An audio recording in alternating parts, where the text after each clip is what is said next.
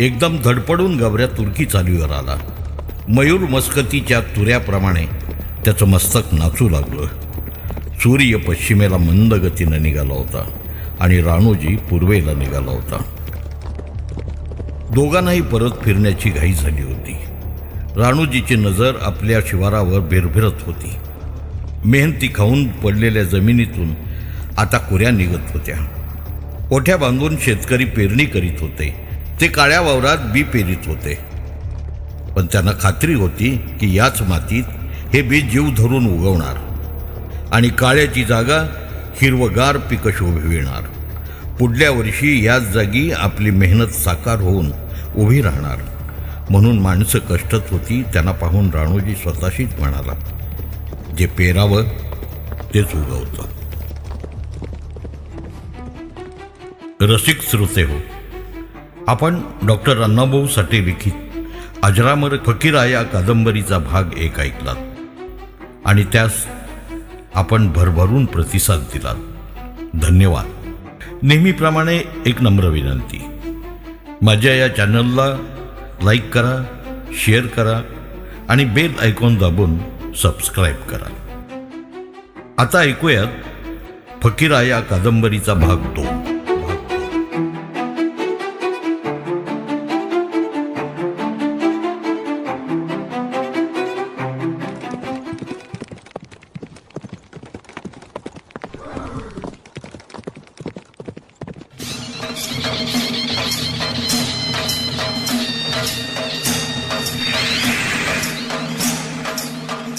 शिगावची जोगणी वाजत गाजत निघाली होती. 12 बलुती झुलत होती. गावच्या गल्ल्या माणसांनी भरल्या होत्या. बायका पोरं थव्या थव्यानं उभी होती. पोळ्या खाऊन ढेकर देत गडी माणसं धावपळ करत होती. जोगणी भरली की गावचं दुःख दारिद्र्य टळतं. अशी श्रद्धा असलेली ती माणसं जोगणीला नमस्कार करून औक्ष मागत होती. आज जोगणी फिरून जातात तमाशा उभा राहणार होता. उद्या सकाळी कुस्त्यासाठी परगावची मंडळी येऊन आधीच दाखल झाली होती.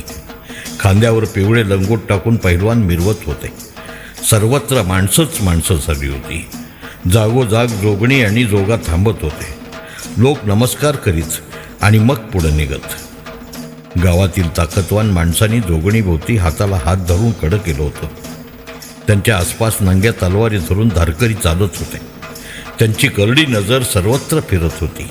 तलवारीच्या सावलीतच ती जोगा जोगणीची मिरवणूक चालली होती.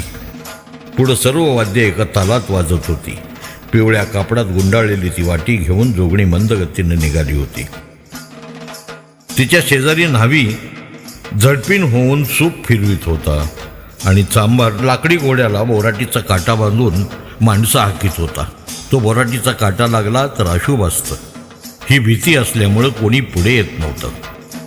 बाजीबा खोताचा लेक बापू हातात नंगी तलवार घेऊन थोड्याच अंतरावर आपलं अवखळ घोडं दौडीनं ओगीचंच भराऱ्या मारीत होता.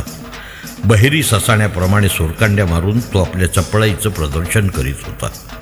हेतू हा की कोणीही जोगणीकडे गैरहेतून बघू नये. दुसऱ्या बाजूनं गजामाळी आपलं अवखळ घोडं लगाम ओढून आवरीत होता. अशी कैक घोडी त्या जोगिनीच्या आसपास गिरट्या घालून कडवा पहारा देत होती. काखेत तलवार दाबून राणूजी त्या गर्दीत वावरत होता. पेड्यांचा पुडा कमरेत कोचून तो पुढे योजनेत गर्क झाला होता. त्यानं गबऱ्याला वाटेवरच्या बाजूलाच एका ओढ्यात बांधून ठेवला होता. कुठून जोगिनीवर झडप घालून कुठपर्यंत जायचं आणि मग गबऱ्याला घेऊन कसं पुढं निघायचं याची सारी जुळणी मनात करून तो त्या जोगिनीबरोबर चालत होता. जसजशी ती जागा जवळ येत होती तसतसा तो अधिक बेभान होत होता. त्याची गात्र बधीर होत होती. दौलती, राही, राधा, फकीरा, सहदेव यांना तो विसरला होता. एका नव्या जगातच तो जणू वावरत होता. त्याच्या मनाची, त्याच्या विचाराची वेगळीच हालचाल सुरू झाली होती. जोगिनीभोवती असलेल्या कड्यातच्या रामा लोहार हा सर्वात दांगट होता. त्याचे डोळे तांबारले होते. तो कोणालाही आसपास येऊ देत नव्हता आणि राणूजीनं त्याच्यावरच आपली नजर रोखली होती. कैकाड्याच्या अंगणात जोगणी गेली की एका दणक्यात लोहार उतरायचा असा त्यानं विचार करून ठेवला होता. कुठला धारकरी कुठे मारायचा हे सारं ठरवून तो चालत होता. जोगणी पेठेत आली आणि भैरू रामूशी पेटला. तो जवळ येऊन म्हणाला, राणूदा, तू कवा आलास गा? उशीर आलोय, तू वाईच बाहेर ये. राणूजीनं त्याला जवळजवळ ओढीतच गर्दीतून बाहेर नेलं. राणूदा, काय भानगड? तो आत्ताच्या आत्ता गावाकडे जा. आणि काय करू? शंकरराव पाटील आणि पंत ह्यासनी सांग. काय सांगू? सांग राणूजी जोगणी घेऊन निघाला. आडवया म्हणजे काही नाही. भैरू, तू पळ. हात्यारवंद माणसं आडवी आली पाहिजेत. मी निघालोच बघ. पण तू एकटा कसा लढणार? बघ कसा लढतो ते. मग मी बी थांबतो. तू जोगणी घेऊन निघ. मी वाटा रोखून धरतो. पिरसू पुढं. नग भैरू, ही थटून लढण्याची वेळ नव्ह. तू जा, पळ. रामूशी निरुत्तर झाला. त्यानं आडाला जाऊन पंजे आखडलं आणि तो धावत निघाला. घुमेनं निघाला. राणूजी जोगणी घेऊन निघायच्या आत गावात कसं पोचायचं याचा विचार करीत तो निघाला. एक एक क्षण त्याला युगासारखा वाटू लागला. एका चिंचोळ्या बोळात शिरून जोगणी कैकाड्याच्या अंगणात आली. उथळ जागा, पुढं गाडी वाट, पलीकडे ओढा. तिथंच गबऱ्या राणूजीची वाट पाहत उभा होता. त्या मैदानात येताच गर्दी पांगली. पहारा सैल झाला. जो तो लघवी करायला पांदीकडे व वावरात पळत गेला. कुणी चंची सोडली, कुणी चुन्याच्या डब्यात बोटं घालून तंबाखू चोळू लागले. कुणाच्या तोंडात विडी पेटली. आणि राणूजीनं भरकन झेप घेऊन एका वारात राम्या लोहारा केला आणि दुसऱ्या क्षणातच जो जोगिनीची वाटी हिसकली. तोच एक तलवार त्याच्यावर आली. क्षणात ती खाली पडली. लगेच दुसरी तळपली. तिलाही खाली लोळवून डोळ्याचं पातं लवतं न लवतं तोच राणूजी पांदीकडे जाऊ धावला. एखादा बाण जावा तसा तो गेला आणि ओरड झाली, जोगणी गेली, जोगणी गेली, जोगणी गेली. जोगणीचे धारकरी पुढे आले तेव्हा भरकन फिरून राणूजी ओरडला, मोर याल तर मुंडकं मारीन, मुंडकं मारीन. एकच हलकल्लोळ उडाला. जिकडं तिकडं माणसं सैरावैरा धावत सुटली. सर्वत्र एकच ओरड घुमली, जोगणी गेली, जोगणी गेली. अंगावर येईल त्याच्या अंगावर जाऊन, कुणाला चालवून तर कुणाला लोळवून, कुणाला हुलकावणी देऊन तर कुणाचा वार चुकून राणूजी दोन परुष उडून पांदीत पडला आणि गबऱ्याच्या दिशेनं धावला. आता त्याला अधिकच शेव आला. जोगणी गेली असं ओरडत पडणाऱ्या माणसांनी पळत पळत दंगल माजवली. त्या दंगलीत शिगावकरांची घोडी बावचळून गेली. पळणाऱ्यात जोगणी घेऊन कोण पळत आहे कोणाच्या लक्षात येईना. त्यात बापू खोताचं घोडं एका दिडक्या गल्लीत अडकून पडलं होतं. पुढून येणारे लोक त्याला वाट देईनात. तेव्हा खोत चिडला. त्यानं तलवार चालवून लोकाला परत फिरवून स्वतःची वाट करून घेतली आणि घोडं पुढं नेलं. बापू खोतानं माणसं जखमी केल्यामुळं अधिकच दंगल वाढली. पण त्याची मुळीच पर्वा न करता खोत कैकाड्याच्या पटांगणात आला. म्हणाला, कुणी नेली जोगणी, नेली जोगणी. परंतु पळती माणसं बोलली नाहीत. गजामाळे आला. काही आणखीही घोडी आली. त्यांना ओढ्यातून गबऱ्यावर बसून दरडीनं वर आलेला राणूजी दिसला आणि शिगावच्या 6 घोड्यांना टाचा मारल्या गेल्या. धरा, मारा, जाऊ देऊ नका, जाऊ देऊ नका, जाऊ देऊ नका. पुन्हा दंगल वाढली. गाडी वाटेनं 6 मैलाची दौड मारण्याऐवजी माळानं सरळ 4 मैलात आपली शिव गाठावी असा विचार करून राणूजीनं आपलं घोडं माळाला लावलं. सपाट माळावर येऊन त्यानं पाठीमागं ओरड वळून पाहिली व एकदम पुढे झेपावून गबऱ्याचा लगाम फेकून हातातील वाटी कमरेत खोचून त्यानं तलवार सरळ धरली. गबऱ्याच्या कानाजवळ तोंड नेऊन ओरडला, गबऱ्या, मला घेऊन लवकर चल, मला टाकून जाऊ नग, आपली शिव गाठ, आपली चल, आपली चल. बेलगाम गबऱ्या भन्नाट निघाला. त्याच्या पायात विद्युत गती संचारली. टापांचा खडखडाट करीत गबऱ्या निघाला. वाऱ्यावर आरूढ व्हावं असं हे घोडं निघालं आणि त्याचा देह गतिमान झाला. टाच मारण्याची गरज निकामी झाली. गती या शब्दातील अर्थ दुबळा झाला. गबऱ्या आपली शिव जवळ करू लागला. उलट येणारं वारं कापीत गबऱ्यात धावत होता आणि निवडुंगात निपजलेलं धैर्य हातात फरडी तलवार घेऊन लगामाशिवाय त्याच्यावर बसून धुंद झालं होतं. त्याची विजयाकडे दौड निघाली होती. मागून खोत धावत होता, तलवार उंचावून गरजत होता, टाच मारित होता. त्याचं घोडं ताशावर टिपरू पडावं तसं टापाटाक येत होतं, पिछा करीत होतं. गजामाळ्याचं घोडं त्याच्या घुमेत होतं. ती सारी घोडी कानाला कान लावून झेप घेत होती. पाठीमागच्या टापा राणूजीच्या कानात वाजू लागल्या आणि गबऱ्याची भिंगरी झाली. शिगावची हद्द वाटेगावची हद्द लागली आणि बापू खोत अधिकच भडकून पुढे निघाला. त्याला पाहून राणूजीनं विचार केला, ह्यानं वाटी परत नेऊ नये. तो ती कमरेतून वाटी काढून चावून खाऊ लागला आणि गिळू लागला. गबऱ्या दमण्याऐवजी अधिकच दौडत होता. त्याच्या नाकातून करण्यासारखा आवाज येऊ लागला. इतक्या वेगानं तो पूर्वी कधीच धावला नव्हता. राणूजी जोगणी घेऊन निघाला ही खबर भैरूनं पोचवली आणि गावात एकच गडबड उडाली. हा म्हणता साऱ्या गावात बातमी खेळली. सारा गाव शिगावच्या गाडी मार्गानं धावत निघाला. हत्यारानं वाट गच्च भरली. ती बातमी जेव्हा मागवाड्यात आली तेव्हा दौलती चरकला. राहीबाई भांबावली.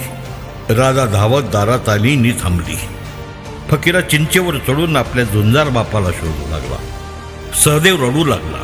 मांगानी कुऱ्हाडी टाकल्या. महार धावत निघाले. शंकररावानं खोगीर न घालताच घोडं दामटलं. पंताने आपला घोडा दुडक्या चालीवर लावला आणि गाव राणूजीला आडवा निघाला. परंतु राणूजी त्या गाडी मार्गाने येत नव्हता. त्यानं माळाने येऊन शिव गाठली होती, तरी खोट मागे फिरला नव्हता. तो अधिकच चिडून पुढे येत होता. पिछा करणारी घोडी ऊर फुटून धावत होती. ती कधी जवळ भिडत होती तर कधी मागं राहत होती. माळाचा आरडाओरडा वाढला होता. गजामाळी राणूजीला भिडून होता.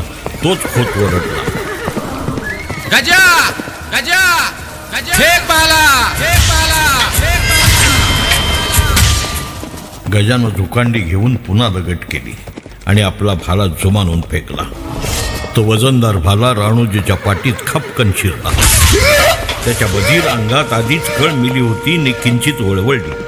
तो रक्तानं न्हाला. त्यानं पाठीत भाला घेऊन गजावर रोग धरला. खोत पुढे येऊन बाजूला झाला आणि पुन्हा गजामाळी जवळ आला. राणूजीनं खासकन वार मारला. पागुट तोडून तलवार नाकाच्या शेंड्यापर्यंत खाली आली, उतरली आणि गजा घोड्याखाली कोसळला. पडलेल्या गजाला पाहून खोत चिडला, ओरडू लागला. गाडी वाटेनं निघालेले लोक ते ओरडा ऐकून चकित झाले आणि सारा लोंढा माळाकडे धावत निघाला. पण आड वाटेनं माळ जवळ करणं कठीण होतं. गजाखाली पडताच बापूनं आपला घोडा राणूजीच्या जवळ नेला आणि मागं उसण येऊन भाला फेकला. तो गबऱ्याच्या चौकात खसकन शिरला. त्याचबरोबर पळून दम उखडलेला गबऱ्या पुढच्या 2 पायावर कोसळून पडला. त्याचं ऊर फुटून तो रक्त ओकू लागला. राणूजी उठून सरळ होईपर्यंत त्याच्यावर मोरखंड पडली. त्याला अवसर मिळण्यापूर्वीच त्याच्यावर वार झाले, पुन्हा झाले. मग तो मर्द मांग मोठी तलवार घट्ट जणू तो आपल्या इमानी गबऱ्यावर कोसळला. खोतानं वाटी शोधली, ती मिळाली नाही. मग राणूजीचं शिर घेऊन तो परत फिरला आणि वाटेगावचे लोक तिथं आले. तो देखावा पाहून गाव स्तंभित झाला. 1 मैल हद्दीत शिरून खोतानं केलेली आगळीक पाहून गाव चिडला, भडकला. शिगावकरांनी रिवाज मोडला होता. दौलती प्रेतावर अंग टाकून ऊर बडवू लागला. राही राधा वावरात लोळू लागल्या. पोरं दिनमानी होऊन रडू लागली. गाव जमला. लहान थोर रडू लागला. बायांनी राहीबाईंनी राधा यांना आवरलं. विष्णुपंत आले. त्यांनी शिराशिवाय राणूजी पाहिला. त्यांचा चेहरा उग्र झाला. सर्व लोक त्यांच्या तोंडाकडे पाहू लागले आणि आता पंत काय सांगणार. पंत दाटल्या कंठानं म्हणाले, खोतानं अपराध केलाय. 1 मैल हद्दीत फिरून आमचं शिर नेलाय. ते परत अंड्या वाचून या प्रेताला अग्नी देता येत नाही आणि ते शिर परत येईपर्यंत ह्या हद्दीत मी पाणी पिणार नाही. शिर आणीन वा शिर देईन असं म्हणून पंताने घोड्याला टाच मारली. काळा पांढरा तो घोडा उसळून शिगावकडे निघाला. राणूजीच्या मुठीतली तलवार काढून घेऊन शंकरराव पाटील ओरडला, मी शिगाव बेचिराग करेन, नाहीतर वाटेगावला आग लावून मीही जळून मरेन. चला. पुन्हा तो मानव लोंढा निघाला. भैरू रामोशी कुऱ्हाड घेऊन धावत होता. मारुती चव्हाण पट्टे चढवून झेपा घेत होता. ताईनो महार भाला पारझीत होता. सर्वांना मागं टाकून दौलती दुःख विसरून त्याच्याबरोबर पळत होता. दुलाजी ढेकणा, नाना डोंगरा, पांडू नांगरा, बळी मांग, आप्पा मांग, सावळा मांग, एकूण एक म्हातारा आणि तरणा माळावरून पळत सुटला होता. राणूतीचं शिर घेऊन येऊ, नाही तर आपलं शिर देऊन येऊ, हा सर्वांचा निर्धार झाला होता. फक्त बहिरू रामोशाचा विचार वेगळा होता. तो म्हणत होता, एका शिराची किंमत मी 50 शिरं घेणार. त्यानं गावासाठी शिर दिलं, म्हणून गाव त्याच्यासाठी शिर द्यायला सज्ज झाला.